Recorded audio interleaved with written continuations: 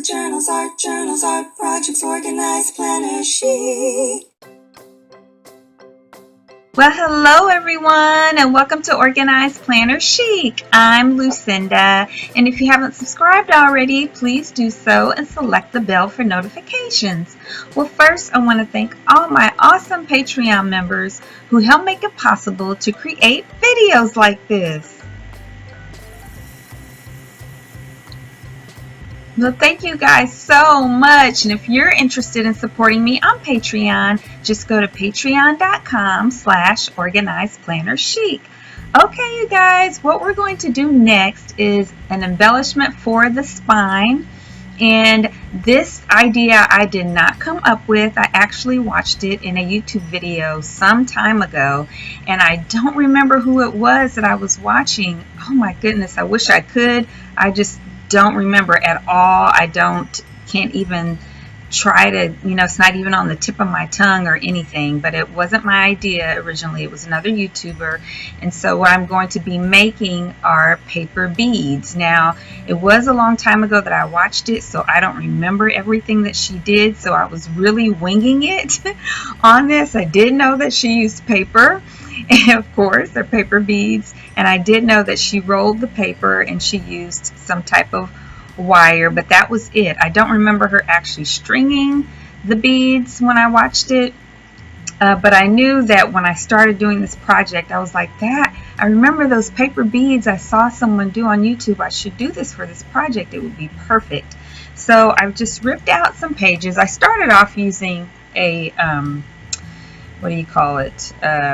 X-Acto knife from Dollar Tree to cut out the pages, but I wind up cutting deeper than I wanted to. It was a pretty sharp blade, so I stopped doing that and started ripping out the pages. And what I'm doing right now is just trimming the paper vertically in different sizes, so that in the end I will have different sizes of beads that I will be rolling up, or I'll be rolling the paper to make different sizes of beads, so that they won't all be the exact same size. And some of them will be small, and some of them will be larger. And I trimmed more paper than I needed to, but I didn't know how much paper I was going to wind up needing. So all I'm doing right now is just rolling the paper to make basically a tube. And at first, if you do this, and of course if you do anything that you see me do on my channel, please put it on Instagram and tag me so I can see how it turned out. I'd love to share that with you, that experience, that joy with you. So when you first start rolling it up, it will be a little hard because the paper wants to be flat, because it's flat. It doesn't want to roll this way, but it'll work out. You just keep rolling it. Just keep on rolling it, and it'll get easier and easier. And it will, you just kind of feel it in your hands and kind of help it shape into a roll. And then I just am using some Dollar Tree glue, some of that craft tacky glue that has the picture of a hat that's bedazzled. If you're a Dollar Tree shopper, you know what I'm talking about. I've got it turned around the other way so you can't see that little picture on the front. But I'm just using some of that. It's a really good glue to hold the paper down, and just rubbing the excess in. If I do this again, which I know I will make some of these beads again in the future, I'm going to dip them in like some Mod Podge, or just brush Mod Podge or something, or even this glue all the way around the whole thing of each bead, because it'll just give it a nice hard coating. It didn't need to be, and that's not what I did, but I just think it'd be nice to have them, a little more stiff like that. And since I'm doing the same thing every time, I just sped it up this time, so it wouldn't be so boring to keep watching me do the same steps. But as you can see, these beads are different sizes. So I've got 3 different sizes here, 2 big ones, they're not the exact same size, and a smaller one. And then this one is kind of an in-between size. And I'm doing the same thing, but as I roll it, I don't know if you can tell because it's so fast now, but as I roll it, I'm just kind of tucking in the side, because when you roll something like that, it tends to want to stick out, because it's not being rolled perfectly around all sides, and you just kind of tuck that piece that's sticking out, like whenever I'm trying to think of something, like a poster. If you're rolling up a poster and it's part of it is sticking out on the side. You just kind of tuck it in there. So I did that, and then at the end, when I was all finished rolling and gluing the end of that down, then on the tips, on each opposite tip, I guess you would call it, I put glue on the ends of those just to kind of hold in place. And then I cut, as you can see, I trimmed a couple more pieces so that I could have a couple more smaller beads, because I wanted to have maybe 3 that are sort of larger and 3 that are smaller. And it did help. I'm doing it really fast here, but sometimes it helped to just hold it with both hands up off of the table, and then just take that right hand and hold it in the left hand, and then roll it with the right hand, which is what I'm doing right there, really fast. And that helps keep it all together a little bit easier, I thought. And then I just glued it there again and rubbed the glue all in, and now I've got all my beads. And then this is some what do you call it? Distress Stain by Jim Holtz. It's Ranger Distress Stain by Jim Holtz. My friend Sarah gave me those. When I moved from Oklahoma, I left all of those, and so I didn't have any, but my friend Sarah gave me some, which was so sweet. And so this one is in the color Antique Linen, and I'm just dabbing that onto the ends of each of the paper beads.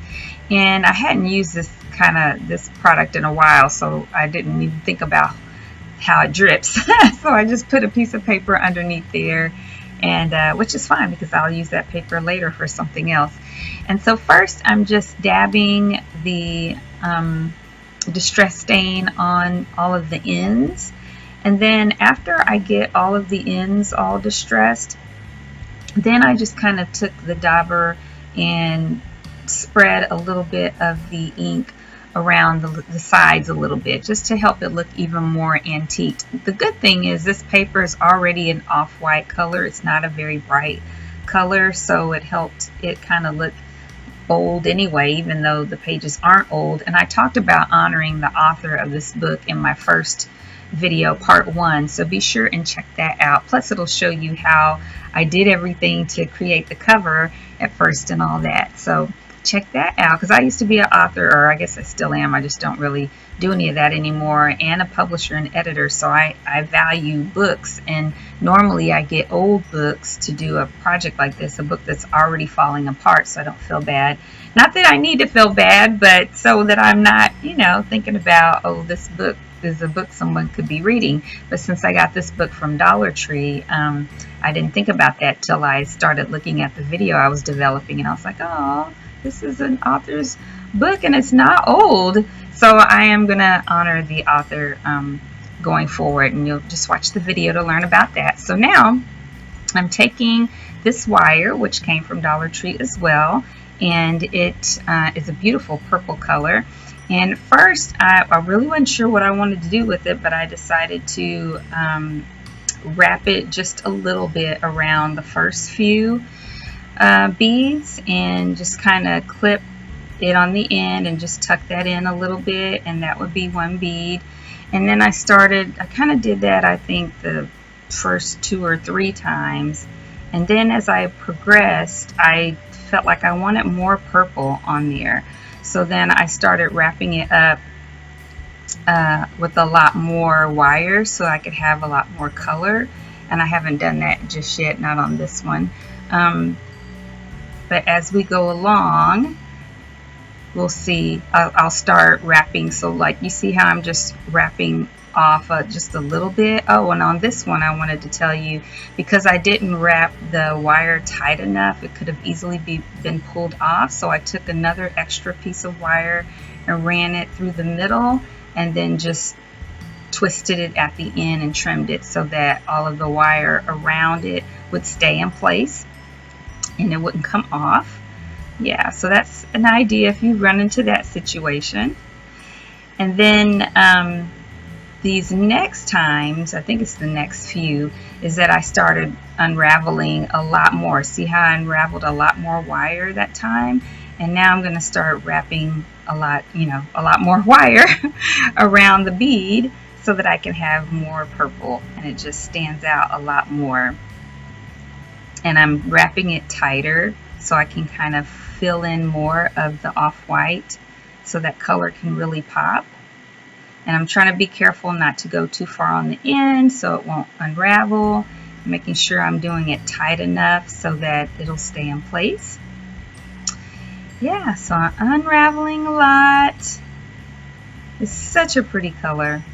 I do love purple. It's one of my favorite colors. I used to wear it a lot, but it's not my ultimate favorite color. Isn't it weird? I don't know if you guys are like this, but my favorite colors have changed over the years.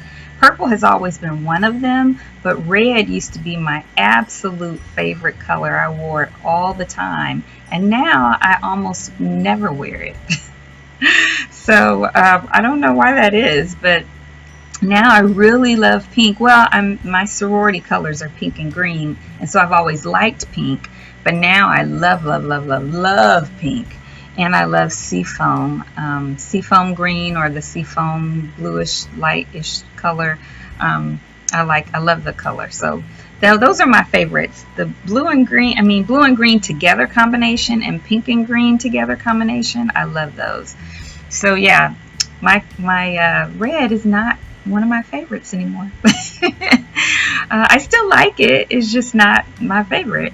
So yeah, I'm continuing to wrap these. I did 7 of them all together, but I only wound up using 6 on the project. And so I have an extra bead that I've just kept. And then when I worked on this cover for the first video, I totally forgot that I had some of this crafter's thread from Dollar Tree in purple and white that I could have used, but that's fine. I used some of my own purple embroidery thread that I already had, which is easier for sewing with anyway, because this thread I'm using right now, the cotton, it just kind of unravels. I don't know how well it would have worked if I was stitching with it, but I'm using it for holding the beads to go through this book. And what I decided to do is to trim or cut 3 strands of it, and then I would pull those 3 strands together and tie a knot in the center, and that way I would have 6 strands all together. I would have 3 to put the bigger beads on and 3 to put the smaller beads, because what I was envisioning is to have the bigger beads to hang on the outside of the book. Is basically it'll be a bookmark, but it's going to hang off the side as if it were dangled. The reason why I didn't put a hole in the spine to hold this embellishment is because I didn't reinforce the spine, because I'm using the pages inside of the book to journal with, and so I was concerned that the spine would just start to weigh down. Even though it's paper beads, you never know, I might want to add more things to it. So what I'm doing now is I slipped the beads, and you'll get to see better in a moment because I forgot to turn the camera back on here at this point. Is I took the embroidery thread, or the crafter's thread, and ran it through the opening, and then I ran it through with quite a bit extra and pulled that extra up to the top of the bead, and then tied a knot. I used that thread that I pulled up to the top of the bead and the thread that was, already ran through the bead. You'll see what I'm mean in a moment. And I tied that in a knot to hold it in place. So I think you'll get to see on this one. Yeah, getting that thread together is kind of crazy. So I'm running it through there. You can see that. And if you don't have enough room, and you'll see me do this a few more times, whenever if it feels like it's not running through easily, then just take like an awl. I'll be using my awl here in a little bit, AWL, to go through there. If you don't have an awl, you can use like a nail, or if you have a thin enough pencil or pen maybe, something that you can stick through there. Oh gosh, can't think of what else, that you can stick through that opening to help run the thread all the way through, and then to open the opening up a little bit more, and then just pull that thread through there. Yeah, see, I pulled it through, and I took that extra, and I'm tying a knot there at the top. And one time I think this is the time I didn't tie the knot all the way up at the top. I tied it a little bit further down, which, makes it kind of not hang straight down. But that's cool because it kind of gives you some variation, I think. So yeah, so I just sped it up because I'm doing that 4 more times. So see right there, I opened it up a little bit more with the awl so I could get the thread through there, because sometimes a paper is just not flat or it got wrinkled or something in there and that affects it. So then I pulled the extra through there and tied the knot there at the top. Yeah, just like that. And then if I have too much extra thread, I just trim that. Yeah, so let's see, I've got 3. Yeah, so I think I did the 3 big ones first and then the 3 little ones. Yeah, here are the smaller ones. I wish I had more smaller ones, but I only did 3 strands thread. I could have done more, but I think it turned out just right, probably. Or, well, let me take that back. I think I might have liked it a little more if I had more variation in the sizes. I felt like I kind of had 2 big ones that are really close to the same size, and I wish all of them had been different sizes. But it's all fine. It didn't have to be perfect, right? So yeah, sometimes if I didn't give myself enough extra thread, then it was a little more difficult to tie the knot at the top, but it all worked out in the end on all of them. Yeah. Let's see how many I have left. 2 more? Yeah, I think I have 2 more. So there I had to use the awl again. But it's the same process. You just run it through there. And I think I'm going to make a bunch of these in the future. I think I'll just take a Saturday one day and make a bunch of different paper beads. And some of them I will just put like Mod Podge or varnish on the outside. And then and without even the wire, I'll just do a bunch. And then some I will paint, and then I might put a varnish or something on over the paint, and I'll just have a bunch of beads that I made. Wouldn't that be cool? That would be fun to do with a group of friends. To have, well, gosh, we can't really right now with COVID-19, but we need to social distance. But when we get a chance, or we could all watch Zoom together and make some stuff, or on Facebook. We could do it on Facebook groups. They have that Facebook Messenger for groups. That would be cool. If you aren't aware, Facebook Messenger now has the option on your Facebook groups where you can get in a room together and see each other, just like with Zoom. So yeah, so now it's all done, and I feel like it was too long at the bottom. I wanted it to hang down to a certain point in the front, and then I wanted it to just kind of dangle a little bit at the bottom, not too much, because I need to be able to sit the book on a shelf, right?